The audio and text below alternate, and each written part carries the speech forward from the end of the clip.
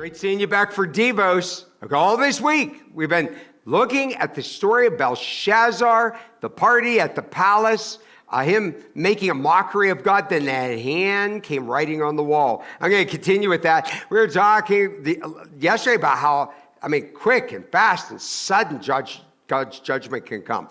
But also, it can be severe. It can be very, very severe. Look, Daniel 5:25. Okay, so this is what was written on the wall. It was inscribed, Mene, Tekel, Parson.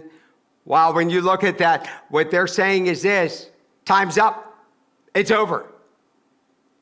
Your hour has come. Your time has run out. Did you know one day your time's going to run out? Now, I'm talking to people right now. You're a good person. You're not involved in any horrible sin, but like your passion isn't there for God. You're just kind of ho-hum, and you're struggling with discouragement and depression. Listen, I want you to stop that. And the reason why, as the children of God, we live by faith. We claim victory. We claim, listen, if you don't have anything else to be happy about, I want you to think about your name is written in the book of life. You're going to live with God for eternity. Okay, the final judgment. Everyone will stand before God alone. Now, for believers, we'll stand before God for how we lived. We're going to be in heaven, and we're not going to lose our place in heaven. Once you go to heaven, that's it, and it's wonderful, and it's beautiful. But when you get to heaven, if you haven't been living for God, the Bible says it will be known. It says things that were done in secret will be known. That's a little scary for everybody, right? All of us. I always say, you don't want to be a fruit picker at the tree of life. Listen, we'll do anything for God, but God will reward you, give you great things he wants you to do for him, and abilities and position, because you loved him so much, and you sacrificed, and you lived for him. Let's live for him today, but also, I want to let you know, non-believers, they're going to stand before God. Look at Matthew 13:42. This is what's going to happen to non-believers. He said he will throw them into the fiery furnace. You hear that? Remember Daniel, his three friends, Shadrach, Meshach, and Abednego? And they were thrown into the fiery furnace, and God protected them.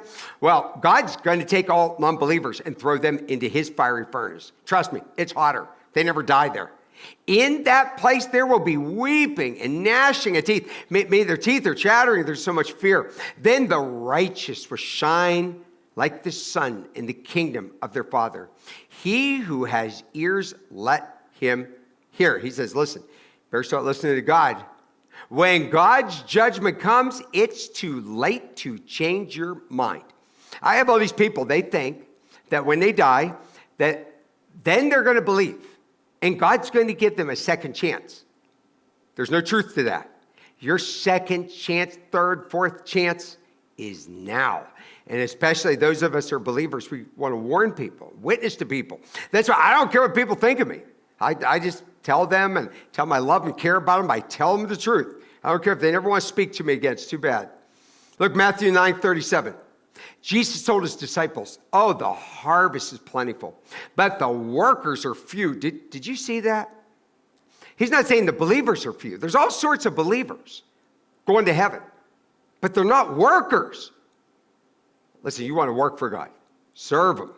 He says, pray to the Lord of the harvest to send out workers into his harvest. You ought to pray God sends you if you're not already a worker. Listen, witness for him, stand for him, do Christian service. Every single thing you do in life, you want to do it for the honor and the glory of God. Look, God is compassionate, but his judgments are severe when they arrive.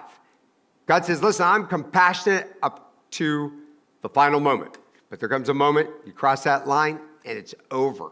I know this is really hard teaching this week, but I want you to, when you're looking at the writing on the wall, did you ever think in your own personal life God's sending you a warning that maybe you need to straighten up, or maybe you need to start praying more, serving more, witnessing more?